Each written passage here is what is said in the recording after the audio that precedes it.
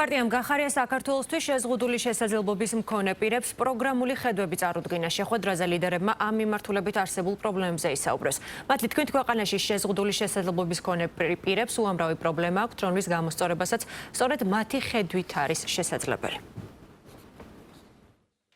დღეს ჩვენი პარტიის ოფისში გაიმართა მორიგი თემატური შეხვედრა, ამჯერად შშმ პირების საკითხებზე, ჩვენთვის ძალიან მნიშვნელოვანია ჩვენ სამომრჩევლებს, აი სწორედ დღევანდელი შეხვედრის შედეგად შევთავაზებთ ძალიან კარგად გააზრებულ პოლიტიკურ მიმართულებებს, რის საფუძველზეც ჩვენ საზოგადოებას შევთავაზებთ შშმ პირების ზოგადად პრობლემის გადაწყვეტას. ეს საკითხები ჩვენთვის არა რაღაც რიგითი სოციალური საკითხი, არამედ ჩვენი ყოველდღიურობის განუყოფელი ნაწილია, რომელი პრობლემებთანაც ჩვენ პირისპირ ვდგავართ ყოველდღიურობაში, ამიტომ შესაბამისად ეს საკითხი ჩვენს გუნდში და პარტიის ხელმძღვანელების დონეზე ყოველდღიურად განიხილება და ვმუშაობთ გადაჭრის გზებზე.